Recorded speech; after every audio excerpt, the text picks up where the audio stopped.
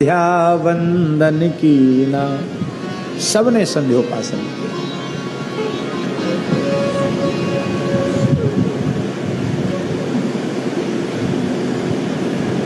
श्रीमद् देवी भागवत में एक बड़ी सुंदर बात व्यास जी ने लिखी है संध्या के प्रकरण में।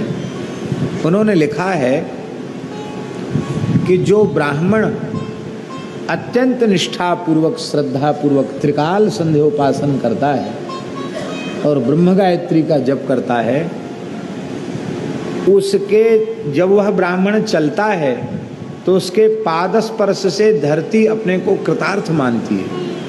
व्यास लिख रहे हैं। वो श्लोक हमने सज्जन जी को बताए थे कि इनको लिखिए, बड़े विलक्षण श्लोक। उस त्रिकाल संध्योपासन परायण विप्र, उसको छू करके जो पवन बहता है, वायु अपने को धन्य मानते हैं।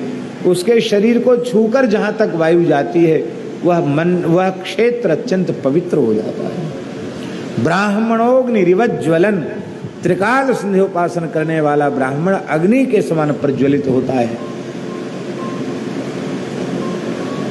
कथंचित दुष्प्रतिग्रह भी उसके पास आ जाए तो दुष्प्रतिग्रह भी उसका अनिष्ट नहीं कर पाता है। वह अग्नि के समान प्रज्वलित होता है। वह दुष्प्रतिग्रह का दोष जलकर भस्म हो जाता है। ब्राह्मण निर्दोष बना रहता है। महाभारत में यहाँ तक वर्णन है, युद्ध चल रहा है, प्रातः संध्या करके तो सब निकले हैं, सिपाही सैनिक सेनापति सब प्रातःकालीन संध्या करके चले हैं। बिना संध्या के कोई नहीं चला लड़ने के लिए भी, सब संध्योपासन विधिवत करके चले हैं। अब युद्ध में मध्याह्न काल की संध्या कहाँ होगी?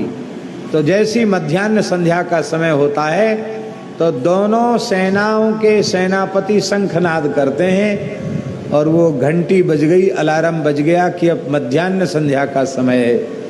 तो अब वहाँ कवच उतार नहीं सकते, युद्ध बंद हो गया और सब अपने अपने स्थल पर खड़े होकर मानसिक संध्या कर रहे हैं और हाथ उठाकर सूर्योपस्थान कर रहे हैं, गायत्री का जप कर रहे हैं। एक निश्चित समय हो गया, मध्याह्न संध्या हो गई, फिर शंख बजा और युद्ध शुरू हो गया। सायंकालीन संध्या, युद्ध काल में भी संध्या का त्याग नहीं। सब ही संध्या वंदन कीना।